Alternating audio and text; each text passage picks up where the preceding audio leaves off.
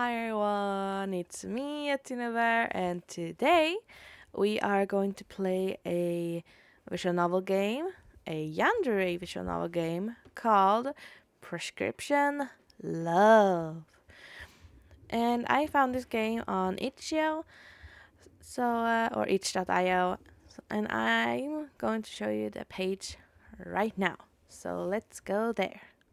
Here is the page, and the game's name is Prescription Love, and at where it stands download, it stands Yandere Visual Novel for Windows, Mac OS, and Linux.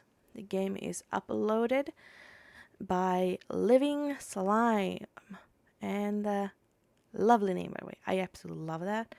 And the first line, with big letters, you see is "You may see the doctor now forever." I thought that was a very fitting line for a yandere as character, since I guess he is a yandere. But yeah, let's go further down and see how it looks. He's a bunny.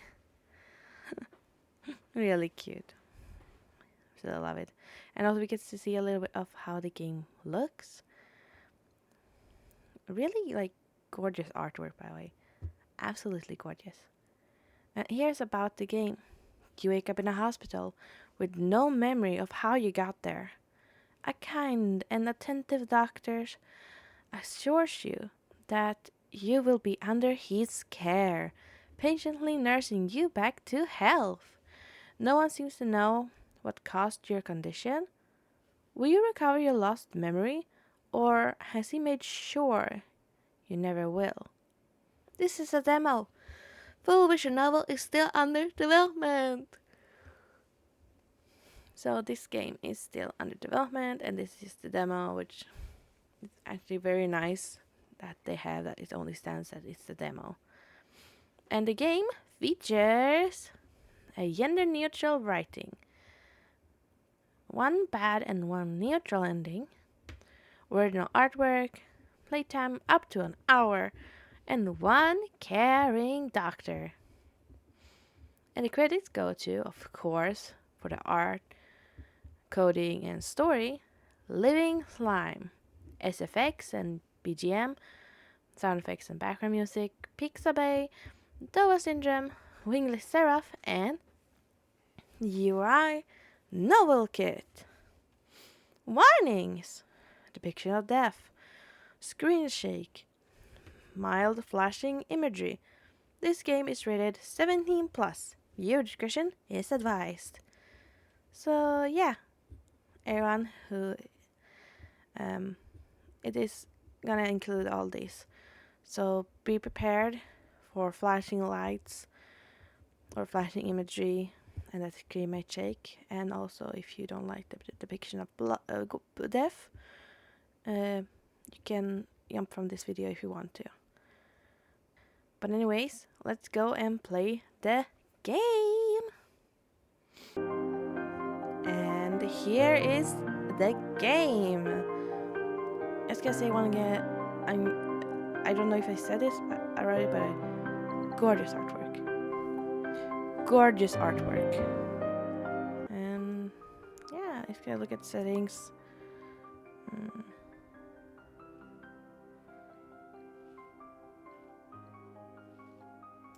Bow. Okay. No save files, but let's start.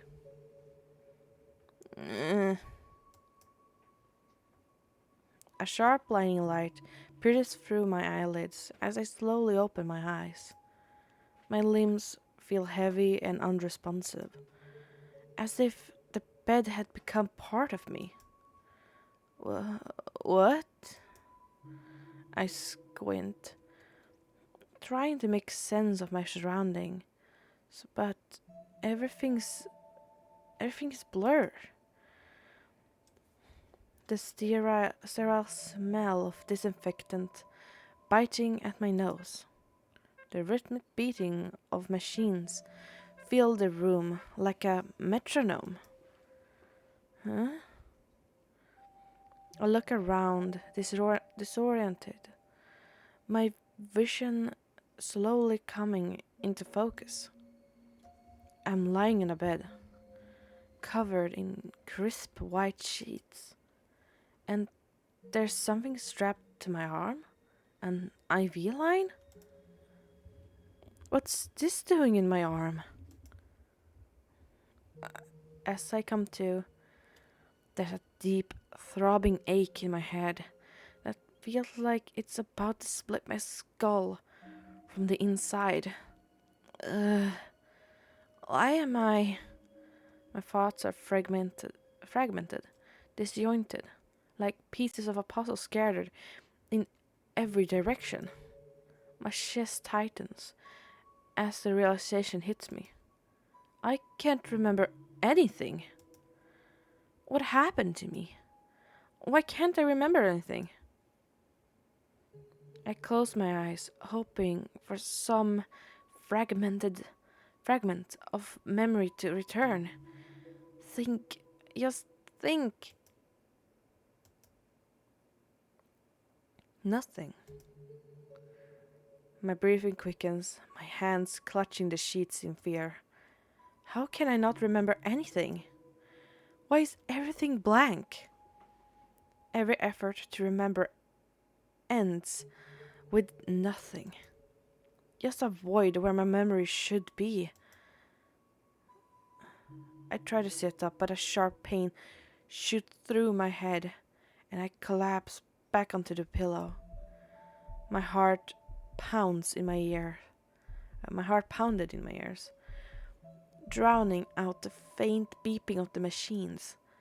I feel my anxiety threatening to swallow me whole when suddenly a calm, steady voice cut through the chaos, swirling in my head. Hey, it's okay. His voice was gentle, but there's a firmness to it, pulling me from the brink of panic.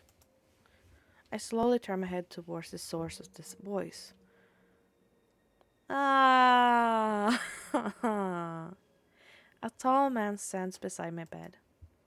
He's tall, but there's nothing intimidating about him. His hair looks a little messy, like he's been here for a while. Take a deep breath. Has he been here the entire time? Do you know where you are? No. Oh,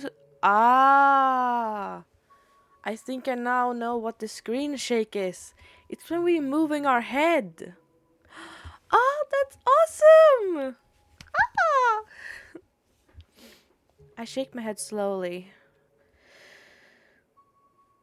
feeling tears prick at the corner of my eyes. Everything felt unfamiliar, terrifying. The walls were too bright, too sterile. Hey, it's alright. You're in a hospital. Nothing bad is gonna happen to you here. Especially not with me around. The most important thing right now is that you're awake and talking. I take a deep breath, feeling the tightness in my chest start to loosen. His words meant to comfort, and they did, in a way. But they also left me with questions. So many questions that my head felt even heavier than before. Do you remember your name? Oh, right. My name. What's my name again? What is your... Oh, so now we can write name. Okay. um... Atino. My name is Atino. Atino. My name is Atino. Fantastic. That's a very good start. I should introduce myself. I'm Dr. Anselm. Anselm? Am I saying it right? Anselm? I'm Dr. Anselm. I was in charge of your surgery and have been overseeing your care since you were brought in. Surgery? I had surgery? What the heck happened to me? Yes, you were brought in with a traumatic brain injury. You were admitted with a skull fracture, leading to internal bleeding and swelling of the brain. Emergency surgery was crucial to relieve the pressure on your brain. I stared at him, unable to fully process the magnitude of what he was saying. Brain surgery? I had brain surgery? My stomach twisted at the thought. It was a very delicate procedure, but you came through it well. Since then, I've been monitoring you closely, waiting for you to wake up. Uh, you have been unconscious for a little over 2 days. The idea that I've been under his care all this time, that he's been watching over me while I was unconscious, is both strange and oddly comforting. I know this is a lot to take in, but I promise you're in good hands. I could see it in the way he was spoke, the careful way he monitored my reactions, as if he was measuring every word to avoid avoid overwhelming me. With the initial shock of my situation beginning to settle, a pressing question arises to the forefront of my mind. Do you know what happened to me? Did someone do this to me? For the first time, I saw a flicker of uncertainty in his expression. I'm afraid I don't have the answer. That you were found unconscious and brought in by paramedics. From what I can tell, the significant impact suggests a forceful blow, or possibly a fall. Unfortunately, I don't have any more details beyond that. There were no witnesses. The people who found you didn't see what happened. They found you laying unconscious on the floor and called for help.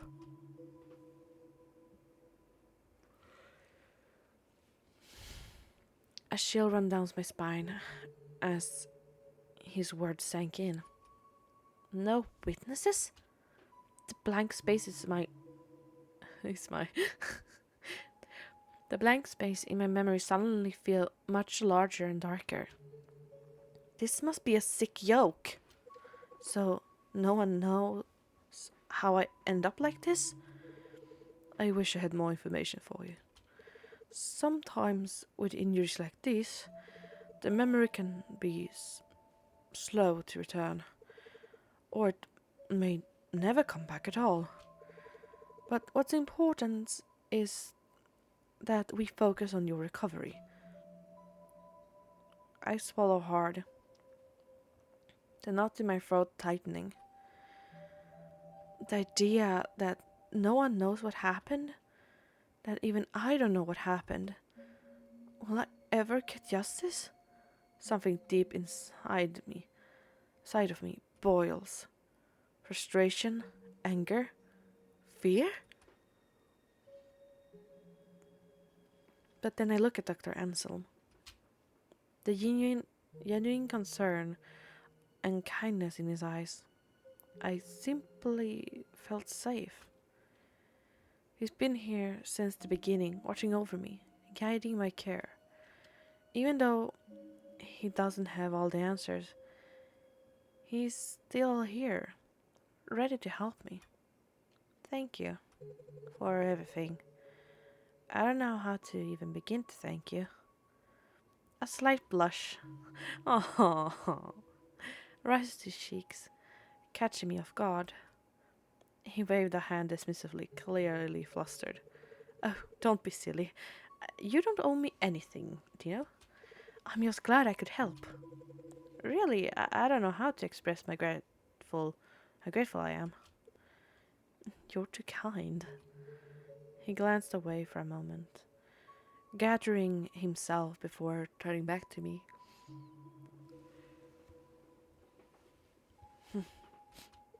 I'm just doing my job. Watching you recover, that's more than enough for me. Whatever happened, I'm going to do everything I can to help you through it.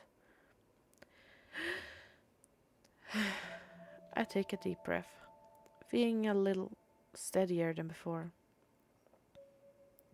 I could feel the sincerity behind his words, his modesty almost endearing. The way he said my name, that wasn't clinical or detached. It made me feel like I was more than just another patient to him. Dr. Anselm takes a step back, giving a reassuring nod. I think it's best if you try to get some rest now. Your body still needs time to heal. I managed to grab his attention before he turned away. Wait, can I contact my family? Just to let them know I'm okay. They haven't heard from me in days. I'm sure I must have worried them. A pang of unease hits me. Why hadn't anyone visited me? Oh, well, I'm afraid it's past the hospital's curfew. I can't make any calls at this hour. But don't worry, I'll make sure you get in touch with them first thing in the morning. The thought of waiting until morning feels like an eternity. Are you sure? I know it's the hospital's rules, but the disappointment was heavy in my voice. He sighed and gently placed a hand on my head. I know it's hard, but right now, the best thing you can do is focus on getting a good night's rest. His hand rested there a moment longer than before he pulled away. Your body has been through a lot, and rest is crucial for your recovery. I promise, as soon as it's morning, we'll milk. We'll milk. we'll milk. Milk. We'll make those calls. Your family will be the first to know. Okay, I murmured, unsure but too tired to argue. Just try to relax now. The severity in my situation still lingers, but there's also a sense of exhaustion settling over me, pulling my eyelids and making my body feel heavy. Maybe he's right. Maybe rest is exactly what I need right now. Alright, I go to bed now. Thank you, Dr. Anselm. His eyes twinkled softly. You're welcome. If you need anything, don't hesitate to press the call button. Rest well, we'll take more in the morning. With that, he turns and quietly leaves the room.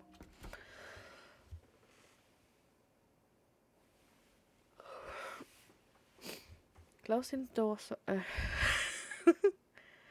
closing the door softly behind him. I'm left alone with my thoughts and the steady beeping of the heart monitor beside me.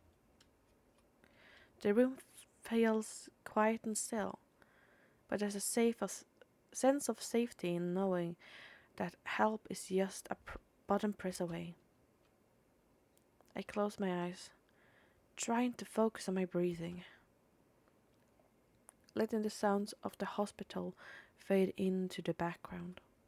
The weight of the day presses down on me, and slowly, as I drift off, I hold on to hope that tomorrow will bring more answers, and finally, the sound of a familiar voice. My sleep was suddenly interrupted. A soft creak that echoes through the room. My eyes flutter open, but I was too groggy to fully register the sound.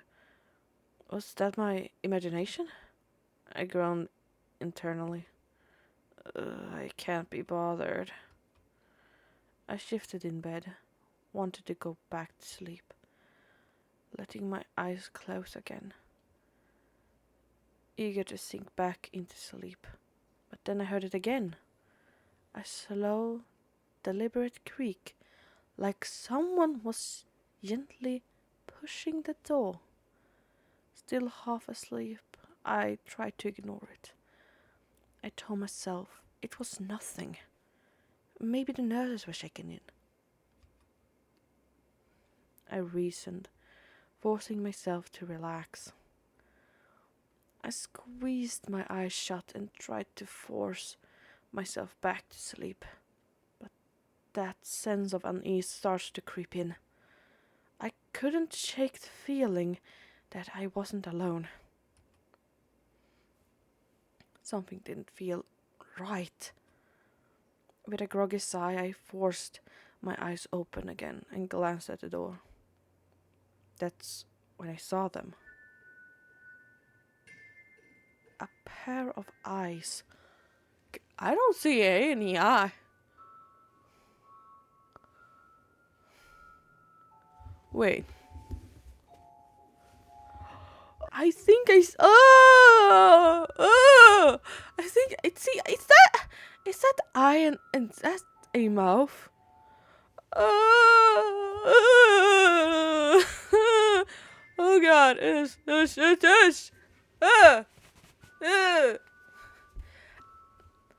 A pair of eyes. They were peering at me through the gap in the door. The eyes almost blending into the shadowy gap, but there was no mistaking them. They were watching me. Oh, I'll be right back. No. Ah.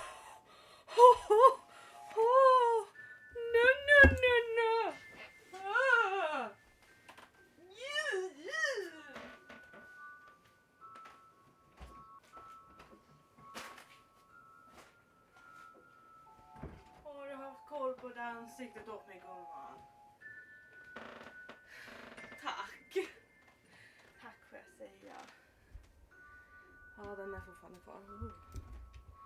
Tack, gumman. Och jättesnällt av dig. Tack.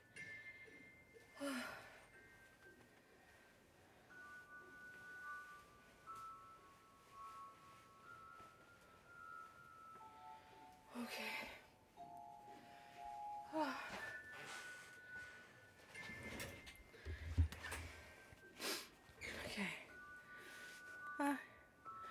I'm officially back, and I see more and more of their face. And it's freaking me out, man.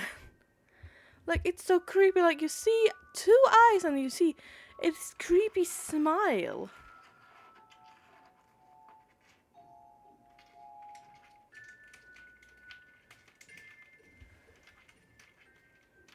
Oh, it was just a cat. Oh, they found a thing to play with. Okay, first of all, I'm making a save right here. Oh God. Take it on first slot. Yes, twice. Yes, so I'm sure that I take. Okay. Return. Do nothing, call out, threaten. Couldn't there just exist a button to scream? Call out. Hello? No response. They continue to stare, unblinking, as if they were studying me, waiting for something. Ew! I squint, trying to focus on the narrow gap of the door. I can't make sense of what was happening. Was someone actually watching me? Am I imagining things? Ew. Nope. Then, in a moment of clarity, I remember the call button beside my bed. It was right there, within reach, my lifeline to help. I fumbled for it, with trembling hands, my fingers finally finding the button. The instant I press it, the eyes vanish. One moment they were there, and the next they were gone, as if they had never existed. I quickly sat up in bed, staring at the door. The gap was narrow, but was now empty. I listened carefully, and then I heard it. The soft sound of footsteps, light and hurried, moving away down the hall. My pulse quickened, my mind reeling from what had just happened. Within a second, Dr. Anselm entered the room. I came as fast as I could.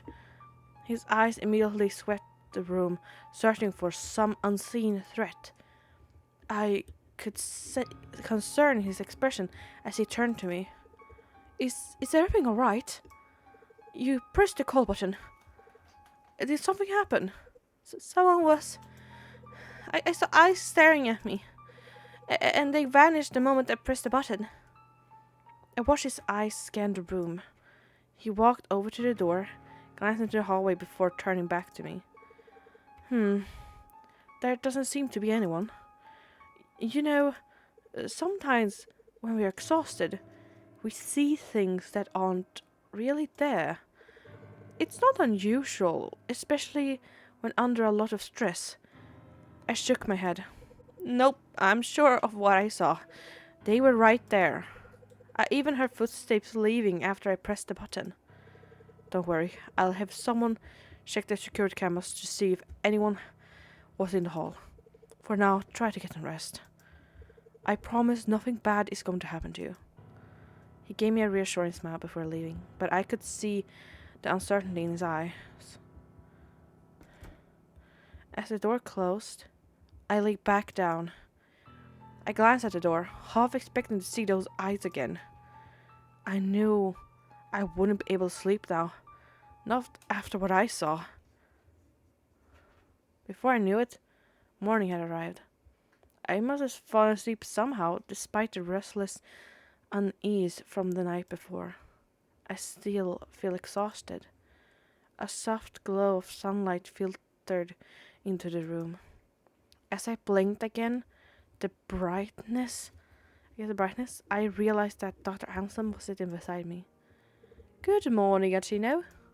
How are you feeling? I'm okay. Even as I said it, a deep weariness tugged at me.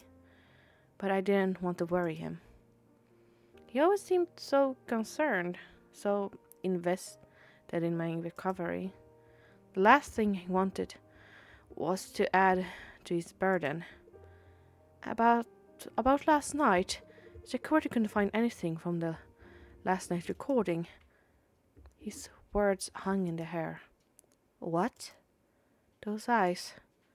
Had it really been all in my head? No. No, I do not agree. That was not all in my head, and I know that. Just a figment of imagination. But I do hope you managed to get some sleep. I hesitated, unsure of how to respond.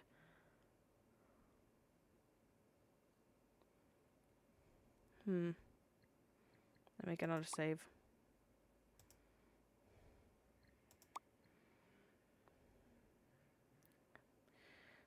It could be a figment of imagination, but you could even hear the breathing. But we let go now. Yeah, I did. But the truth sat heavy in the back of my mind. A weight I couldn't quite shake. Even though the memory of last night still gnawed at the edges of my mind, there were no use in overthinking it now. Trying to focus on something else, I reminded him. About a call you promised last night to my family. Of course I remembered. I promised and I kept. Always keep my promises. He reaches into his pocket and pulls out a hospital phone, handing it over to you. Here you go. Let's get that call made. I eagerly take the phone. I dial the familiar number and presses the phone to my ear. The phone rings once, then twice, and keeps ringing. I wait, holding my breath, but no one answers. Just the persistent sound of the ringtone, and then, finally, Hello, no one is available to take your call. the voicemail. Please leave a message after the tone. Seriously? I feel a sinking feeling in my gut as the call goes to the answering machine. I lower the phone. I can't hide the disappointment on my face. I don't even try to mask it. No one answered. Dr. Anselm placed a comforting hand on my shoulder, grounding me in the present. His touch was warm, comforting. I look up and his expression mirrored the sadness I felt. I'm sorry. I know how much you want to speak to them. Maybe they're busy is all. Don't worry. I sigh, trying to push down the disappointment. Yeah, you're right. I tried to sound convincing, but the emptiness lingered. Dr. Anselm gently took the phone from me, his fingers brushing against mine. I know it's not the news you were hoping for, but I have something that might cheer you up. Before I could respond, he stood up, the shift in energy catching me off guard. With that, he steps out of the room for a moment. Something for me? Whatever he had planned, I hope it would help take my mind off things. Everything. Even just for a little while. He returns, carrying a tray with a delicious aroma wafting through the air. Ta-da! Then, when it sets it's down in front of you. Oh, Haga! Oh, vad gulligt! Fan vad gulligt! Ja, ägg och bacon! Är det en omelett under till? Det ser gott ut! Gimme! Nam nam nam nam nam nam nam. Okay. I look down at the plate. Eggs and bacon arranged into a smiley face. But it's not on a plate, it's on a fucking pan. Anyways, my eyes widen in surprise, a small smile tugging at my lips.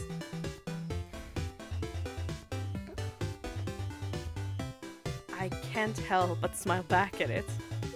My reaction! It's adorable! It's like my breakfast is cheering me on.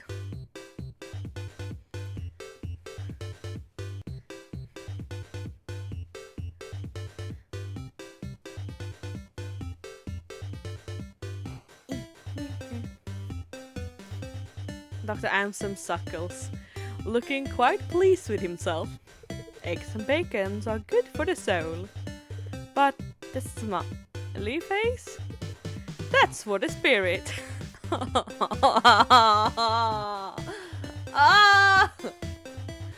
Dr. Anselm watches me closely as I pick up my fork. His eyes gleaming with a quiet anticipation. As I lift up the fork to my mouth, I notice a smooth golden sauce pooling at the bottom of the pan, hidden beneath the food. Feeling intrigued, I scoop a bit of it up with my next bite. The moment it hits my tongue, the flavor deepens.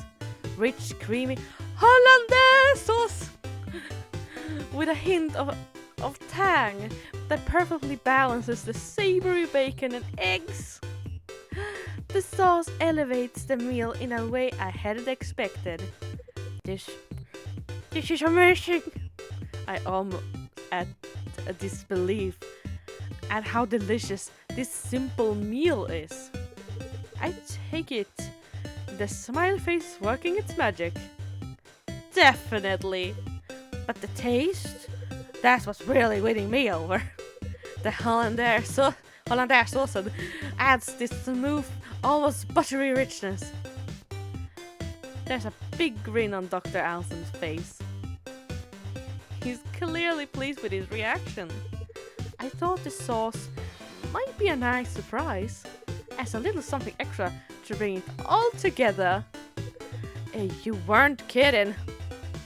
I take another bite, savoring the way the creamy sauce cuts through the richness of the bacon. You could serve this in a restaurant. I've never had breakfast like this in a hospital before. Well, you just want to make sure your first meal felt special. I pause, looking down at the plate again, then back at him. Wait, did you make this? Mm-hmm.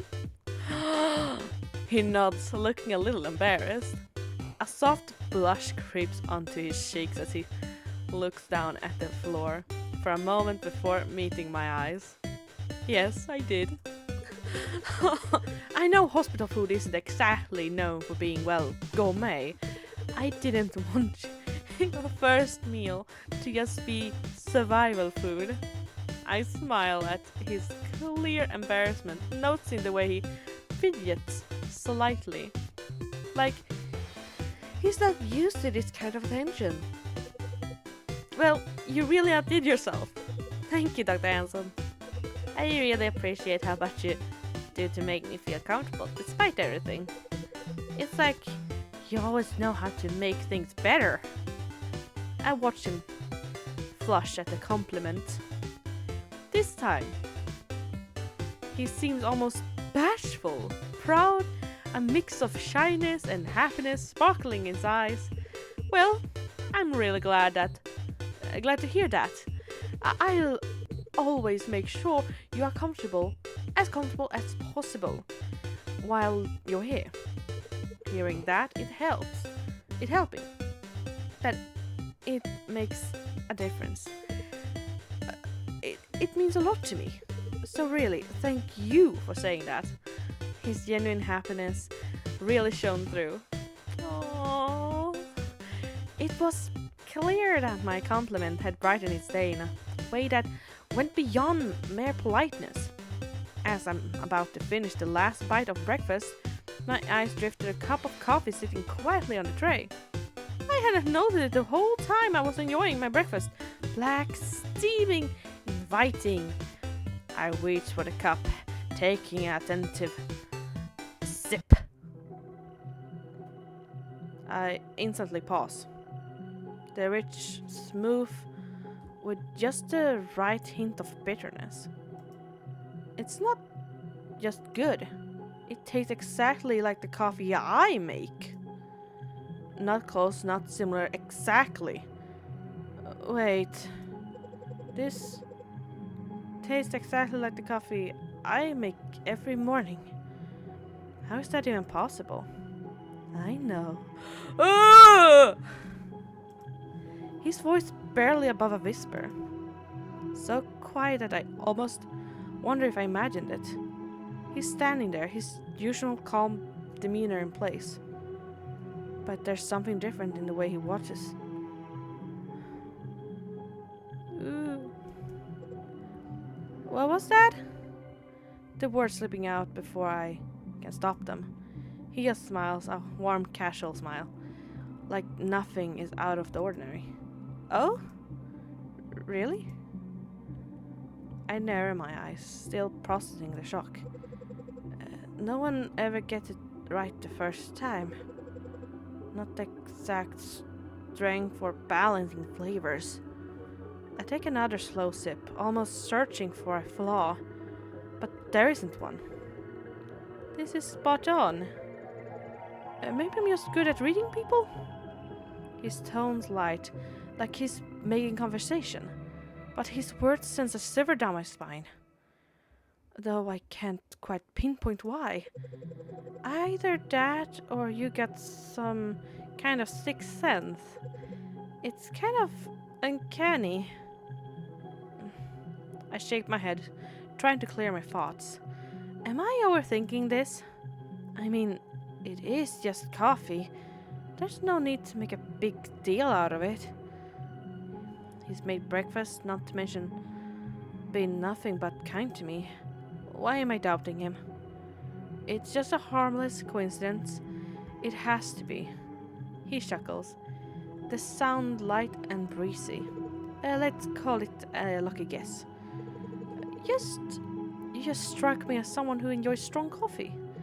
But I am glad I could make something right for you. His words are genuine.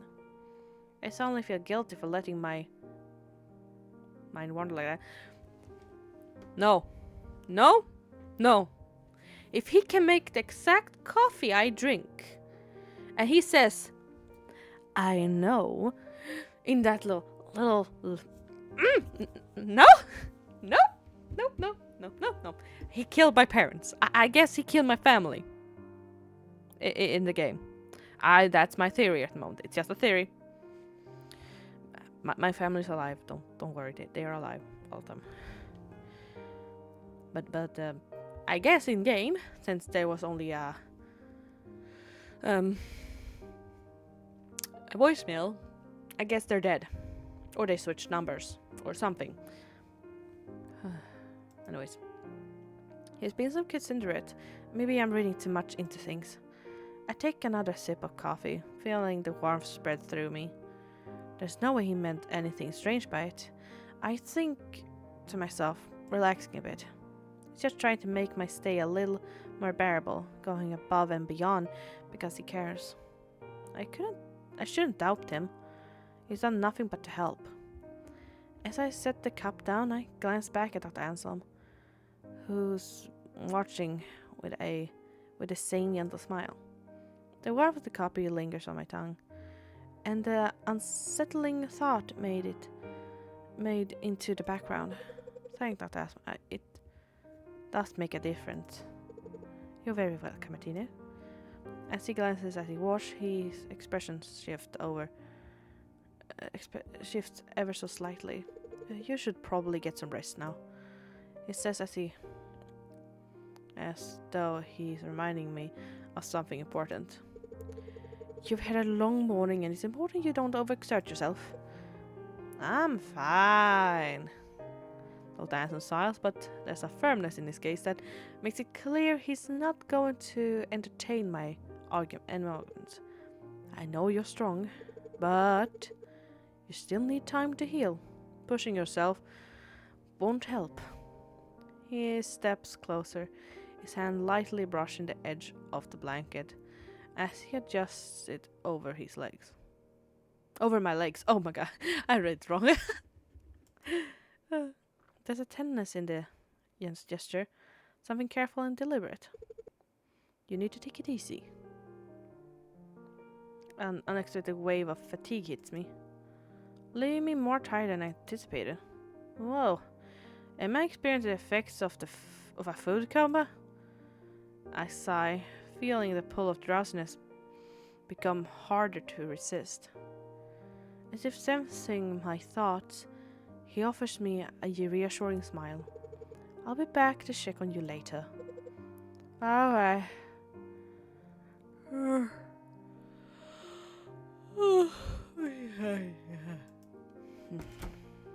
With that, he quietly leaves the room, closing the door gently behind him. I'm probably having a food coma. Dr. Anson did say I need lots of rest. I close my eyes and nuzzle my face against the pillows. Time slips by. I finally wake from my peaceful nap. I rub my eyes, trying to shake off the drowsiness. Something catches my attention, and I turn on the creepy music. The door to my room is slightly ajar. Why is the door open like that? Was it? No, I'm sure I saw Dr. Anthem close the door before he left. Was somebody watching me sleep? The slight sight of the partially open door leaves me feeling on edge. I feel vulnerable, exposed. I sit up, heart throbbing in my chest, trying to rationalize the situation. Maybe it's nothing, maybe... Suddenly, the door creaks open wider. A figure steps into the room. Oh, it's Dr. Anselm. Knock knock. smiling warmly, holding a clipboard in one hand and a small tray with medication in the other. I'm here for your checkup and medication. He noticed the fear etched on my face. You look terrified. What's wrong? With my heart still racing, I explained quickly. I was taking a nap, and when I woke up, the door to my room slightly open. It reminded me of what I saw last night. His face changed slightly to one of guilt. His gaze drops to the floor. Oh, I'm so sorry, Adina. I came in earlier to clear away the tray and utensils from your breakfast. I saw you were sleeping and I tried to leave quietly to not disturb your sleep. I must not have shut the door tightly. I'm really sorry. That must have been so frightening for you. I glanced over and realized he's right. The breakfast tray is gone. I hadn't even noticed in my initial panic. A sense of embarrassment crept in as I realized I may have overreacted. Oh no, I'm sorry, Dr. Anselm. I think last night left me feeling a little paranoid is all. He shakes his head. No need to apologize. It's completely understandable to feel uneasy. I should have been more careful. Your comfort and peace of mind are very important. I'm sorry for disturbing that. Thank you, Dr. Anselm. I guess I just need some time to adjust. Of course. Oh. He moves in closer to check my vitals. Let's get your checkup done, shall we? I promise I'll make sure to close the door properly next time. He places a tray of medication on the small table next to me. My eyes falls on the pills. So many pills. What are these for? He lifts the small plastic cup and shakes it lightly, making the pills side rattle softly. Oh, they're painkillers and antibiotics. Given your injury, it's expected that you'll still experience headaches and occasional bouts of pain. The painkillers will help you recover comfortably while you're here. He pauses for a moment before adding, leaning back slightly as in considering the best way to explain. Now these, he holds up a larger white and red pill between his fingers, are a bit stronger. A narcotic analgesic is a potent painkiller used for intense pain. So don't be alarmed if you find yourself feeling more sleepy than usual. He points to the antibiotics, ensuring you're following along the continues. Since Edward won't surgery on you, there are always risk of infections, and I wouldn't want that to happen to you. These will help minimize the risk, ensuring your recovery stays on track. I see. After more of these with explanation. Thank you for taking the time to explain to me.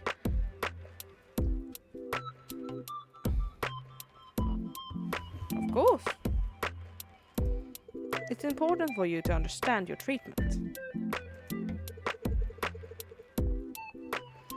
If you have any questions or concerns, please don't hesitate to ask.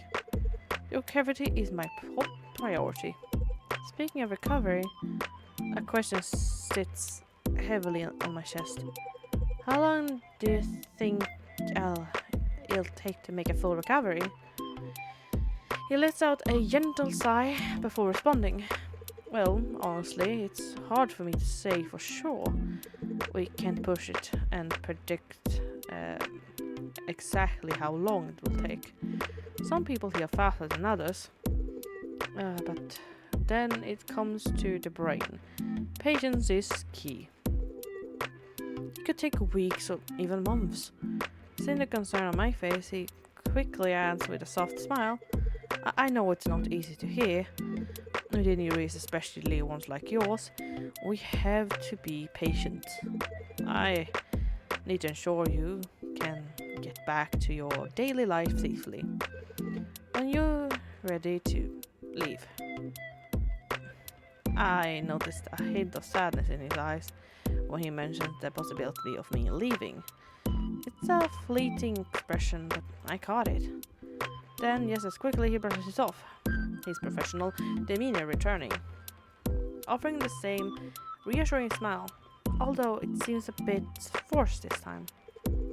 As always, the recovery is what's most important right now, no matter how long it takes. I can't shake the feeling that there's more behind his words. Still, I decide not to press further. Dr. Anson quickly changes the subject. Let's get you settled in with some dinner, shall we? He steps over to a small cart, lifting a bowl with a lid. Soup. It looks like soup. He sets it down in front of me and lifts the cover to reveal a bowl of plain porridge. Compared to the delicious breakfast he made earlier, the porridge looks a bit bland. I can't help but feel a twinge of disappointment. He chuckles at your reaction. I'm sorry it's not quite the same as breakfast, is it? I can't always be spoiling you. Porridge is good for you. It's gentle on the stomach and easy to digest. I understand the need for a simple meal, even though it's not that appetizing. He gives me an encouraging smile as I pick up the spoon. Who knows? Maybe they'll surprise you with another special breakfast tomorrow. I can't help but smile back. I'll hold you on that. The taste may be bland, but the warmth and care behind make it a comforting me. Nom nom nom nom nom. After finishing the porridge, I start to feel a heaviness of drowsiness creeping in. Must be the medications kicking in. I struggle to keep my eyelids open. Dr. Ransom, always observant, notices my struggle to stay awake. Let me take this away so you can get a good night's rest. He moves quietly, carefully gathering up the dishes and tray. Okay, but you'll be back in the morning, right? Oh. Why, of course. I'll be here in the morning to check on you. Sweet dreams, Tina. Alright, good night.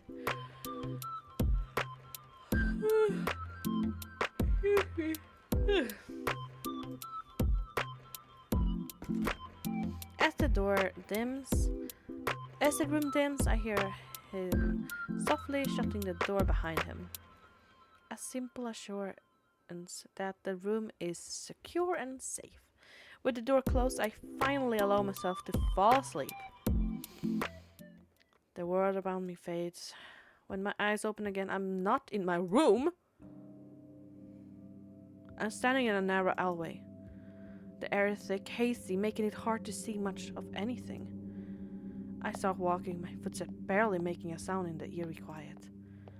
Something about this place feels familiar.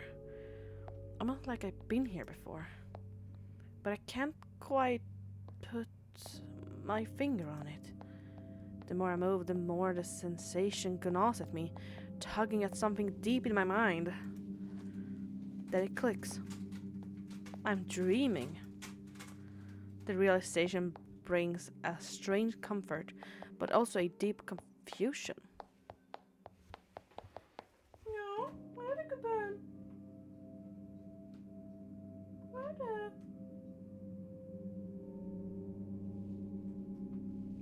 Du är så söt, vet du det? Du är jättesöt.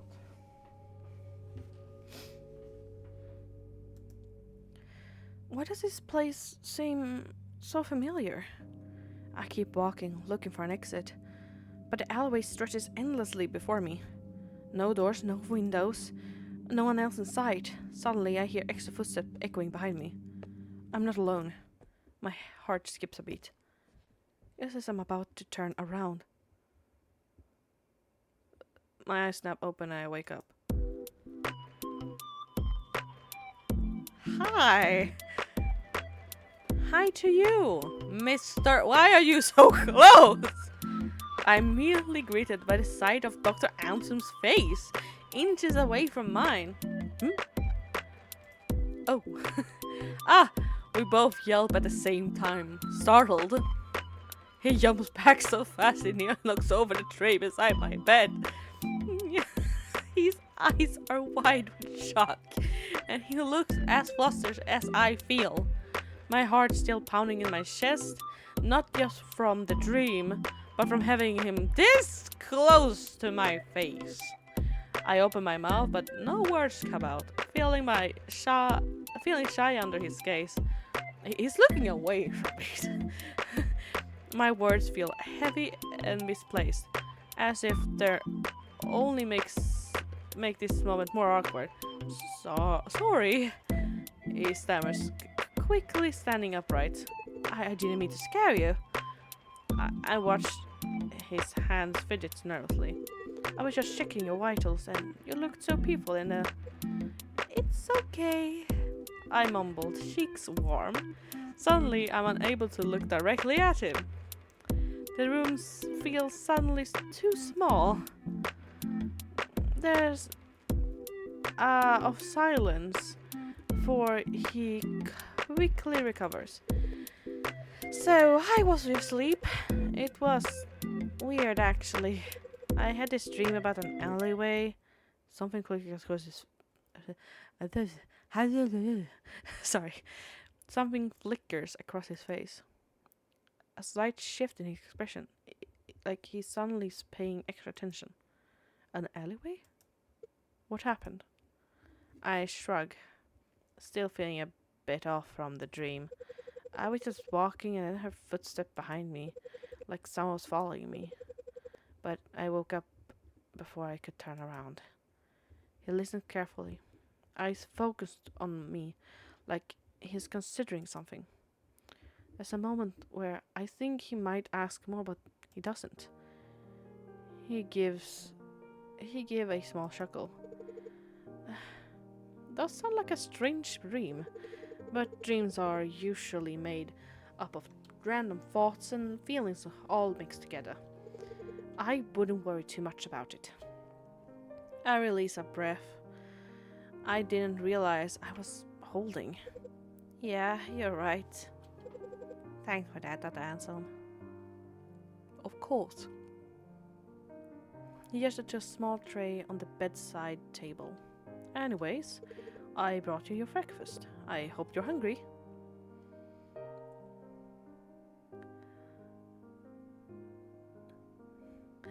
I look over, noticing a bowl of salmon and rice. I've actually never eaten that, like that combo. Might be good. Though some of it has spilled onto the tray.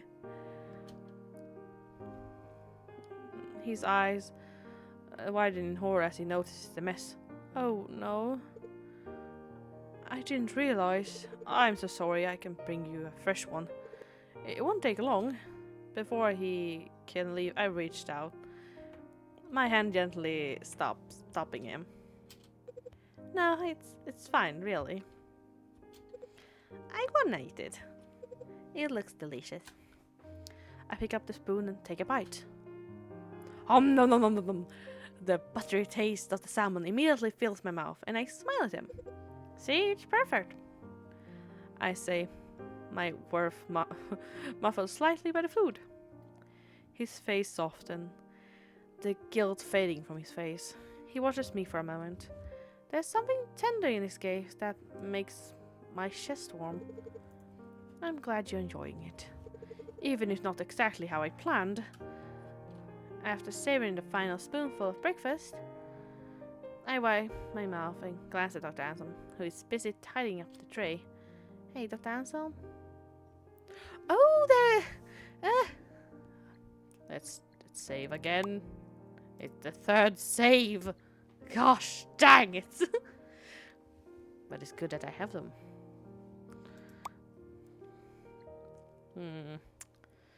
Can I try calling my family again? Of course, let me get you the phone. He leaves the room briefly and returns with a phone in hand. I dial the number carefully, each press deliberate. I even double check the numbers to make sure they're right. I bring the phone to my ear, waiting for the familiar ring, but again, there's no answer. I frown. This is the second time they haven't picked up. Something doesn't feel right. I take a closer look at the phone and realize there's no signal. Confused, I asked him, "Why isn't there any service?" Dr. Anson pauses for a beat before offering a quick response.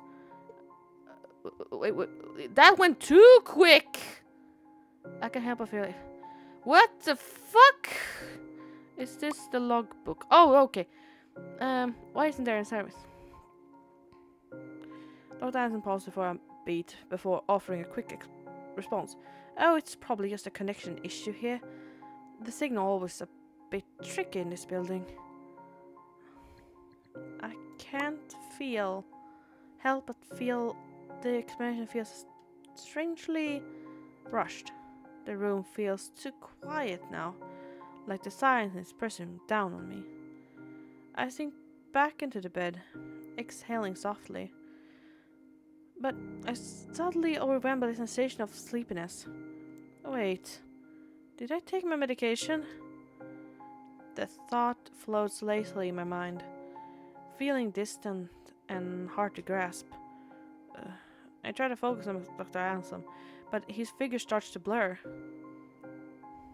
My vision slowly fading at the edges, and the room seems to spin. Before I can form a coherent question, I feel the warmth of his hand as he gently pulls the blanket up over me, tucking me in with gentle care, but it all feels distant. I want to speak, but my body feels heavy and my thoughts scattered.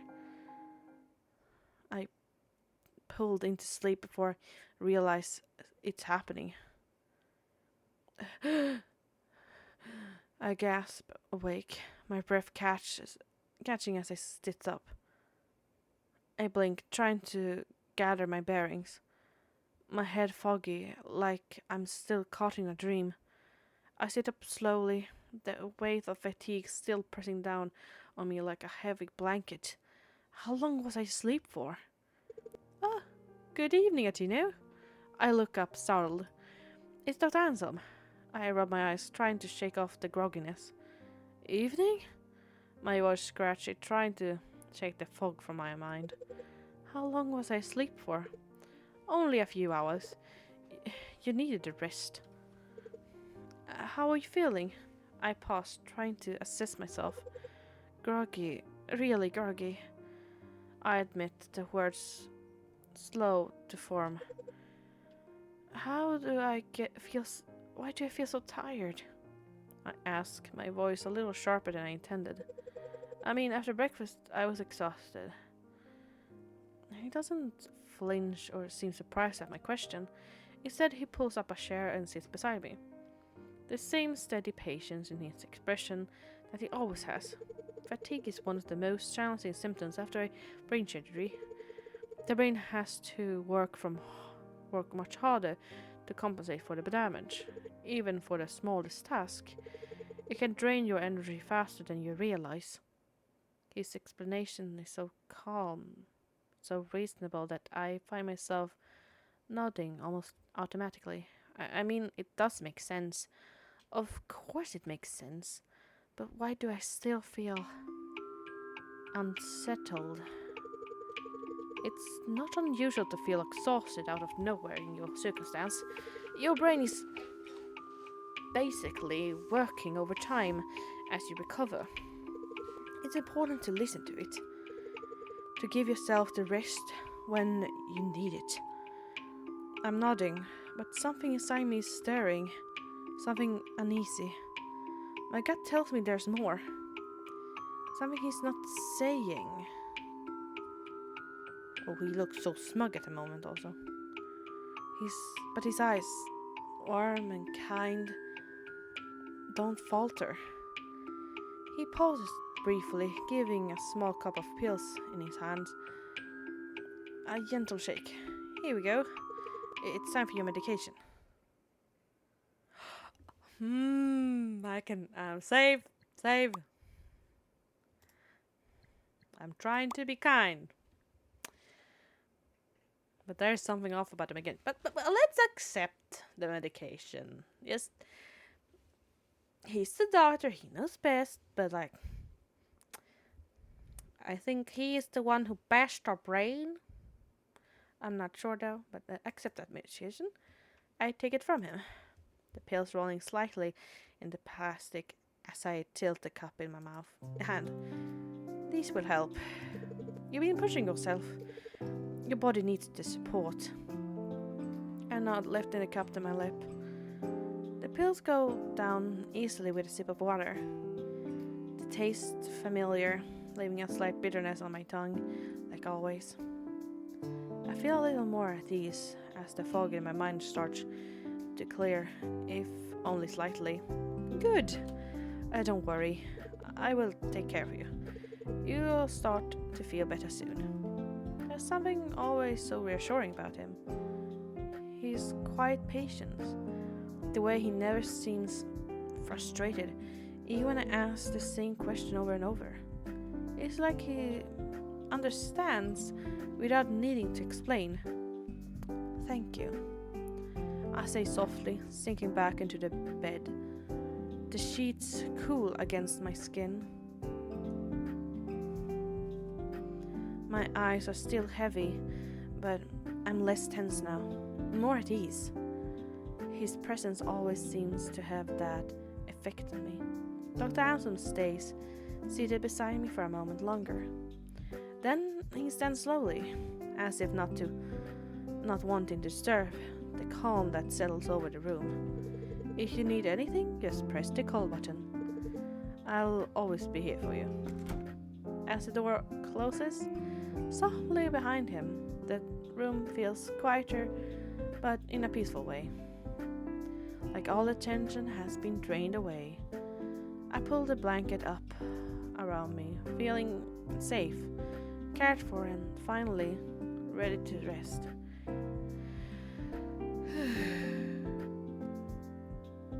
Dr. Anson's words linger in my mind as I close my eyes. I'll always be here for you. With that thought, I let go of the last, my worries, and let sleep take over, trusting that when I wake up, I'll still be in good hands. What? Was that the end? Ah! Not like, oh, and here's the end of the... Huh? But still! I know what you did! Anyways, let's go back to the save file, shall we? We shall go back to the creepiest one. The first one. Like, it's so creepy. Okay, threaten. I'm not gonna let this creep scare me. Hey, I see you. I know karate, so you better back off. The eyes stay fixated on me, as if testing my courage. I squint, trying to focus on the narrow gap of the door.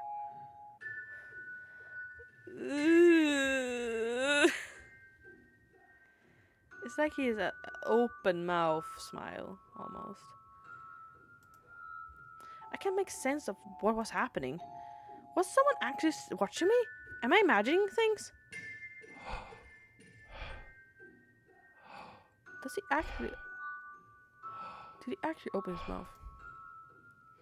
Nope! Then in a moment of clarity I remember the call button behind my bed. It was right there, within reach, my lifeline to help. And I guess it's the same now. I'm just gonna see after he gets in. Okay. He says the same thing. But let's go back and just take the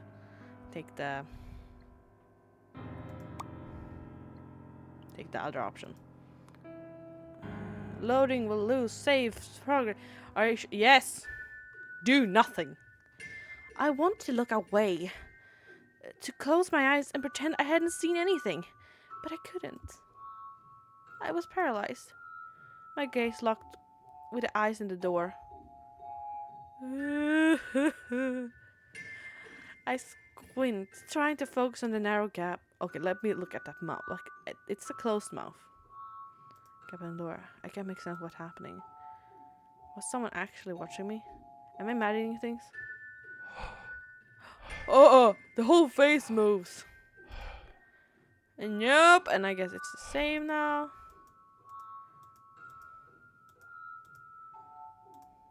Yeah, it's the same now. So let's get to the next save.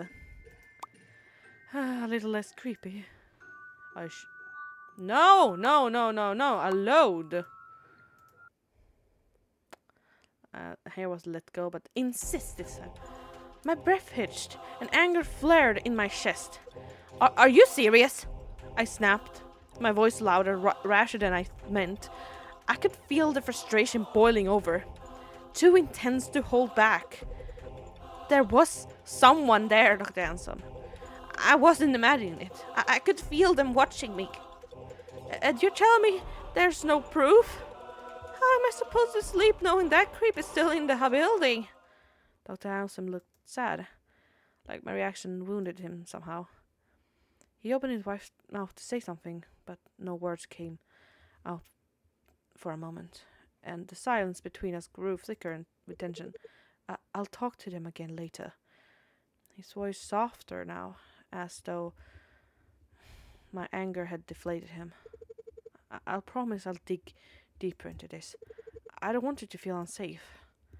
He paused, a quiet sadness in his eyes that I couldn't fully understand. You're right.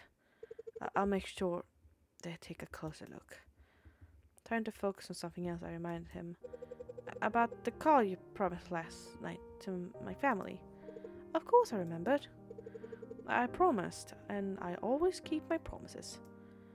He reached into his pocket and pulled out a hospital phone, handing it over to you. Here you go. Let's get that call made. And here it is the same, I guess. Okay, I think that's it.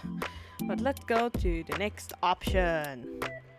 No, don't overwrite. No. Yes. Can I go on a short walk? I just need a change of scenery, stretch my legs a bit. He immediately stops what he's doing and turns to me. I'm afraid you can't do that yet. You're still not fit enough to exert yourself. I furrow my brow slightly. Not even walking? I asked, trying to push a little, thinking it wouldn't be much effort. His stance doesn't soften. If anything, he seems more resolute. Even walking. The finality in his tone makes it clear that he's not budging on this. Just outside my room? Absolutely not. Oh! There's a hardness in his expression that catches me off guard. For a brief moment, I felt a small flicker of fear. But just as quickly as it came, the intensity melts away and his usual gentle demeanor returns. It's for your own good. Even a short walk could set you back. I need to make sure you fully recover before you go exert yourself. His explanation is calm, but the memory of that sudden shift lingers. Still, I nod, reminding myself that the doctor knows best for me. Very good. The firmness in his voice now replaced with a tone of approval. I sink back into the bed, exhaling softly. But I'm suddenly overwhelmed by the sense of sleepiness. Wait, did I take my medication?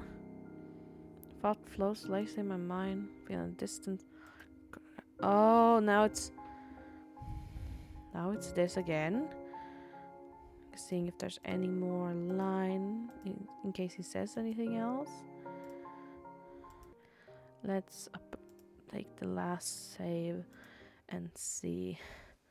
And there's only one option left, and that's reject medication.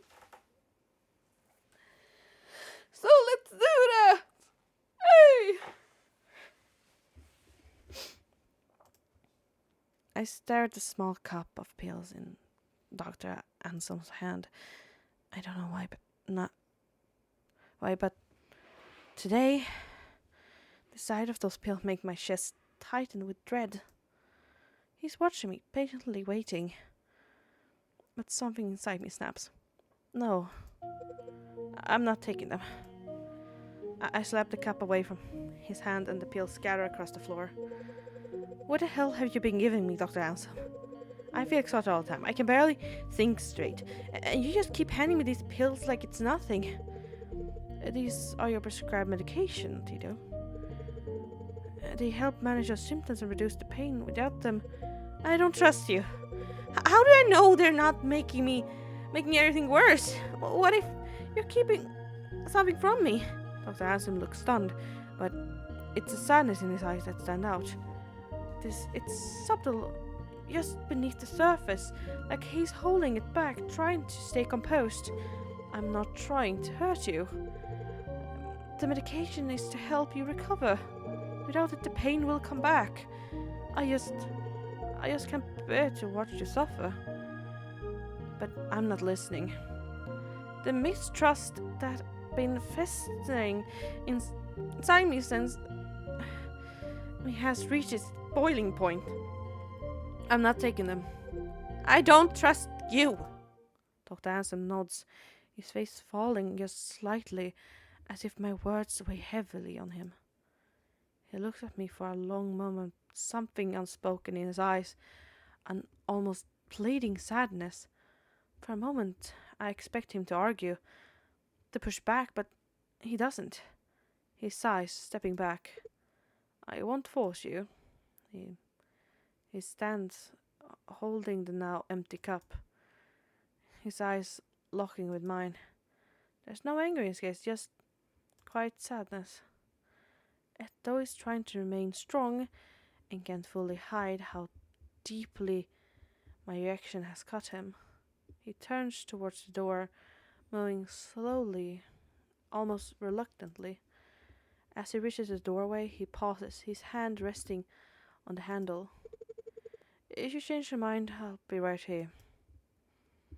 His voice soft, but I can hear the pain in it. I'll never stop trying to help you. Then, with one final glance, he leaves the room. The door clicks shuts behind him, leaving me alone in my racing thoughts and the lingering tension. The room feels colder, emptier. I sit in the silence, the air thick with the tension of what just happened. My anger still simmers beneath the surface, but the moment Dr. Anselm leaves, doubt creeps in. I know I shouldn't have lashed out like that, but something inside me just couldn't let go of the distrust. With nothing left to do, I let out a long, shaky breath. Trying to shake off the exhaustion that still weighs on me down. Maybe I just need rest. Maybe everything will feel clearer if I can just sleep this off. But almost immediately, a sharp, stabbing pain erupts inside my skull, so intense that it rips the gasp from my voice. The pain is unbearable, instant and overwhelming.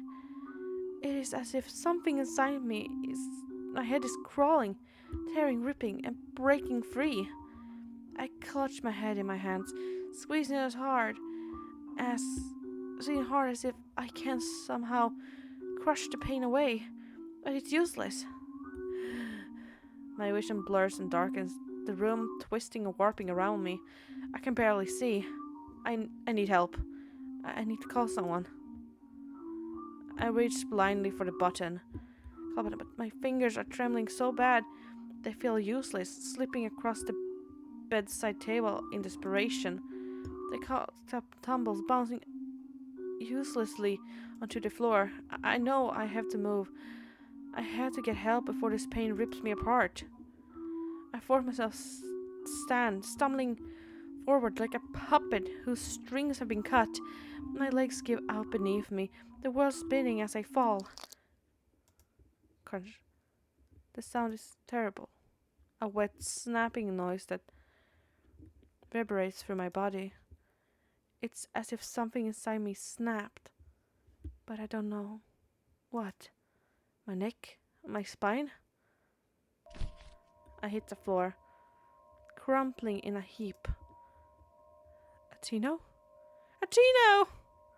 I barely registered the sound of someone calling out my name. I can't move. I can't breathe. Please stay with me. Atino! This is all my fault. Please don't. But I can still hear them, barely calling out to me again. Their voice breaking, filled with immense desperation. My head hangs to the side, heavy and limp in their arms. The warmth tightens around me, holding me close. But I'm slipping. And then, complete silence. We fucking die!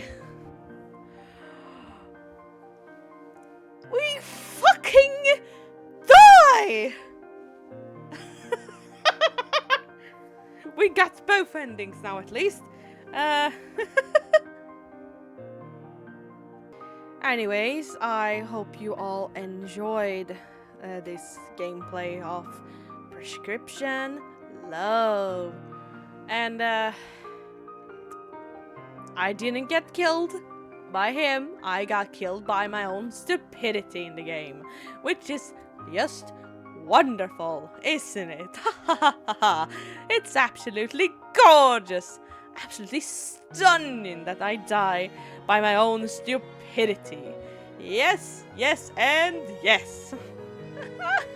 Anyways, I hope you all enjoyed, and yeah, I'll see you in the next one. Have a good morning, day, evening, or night now. Bye bye!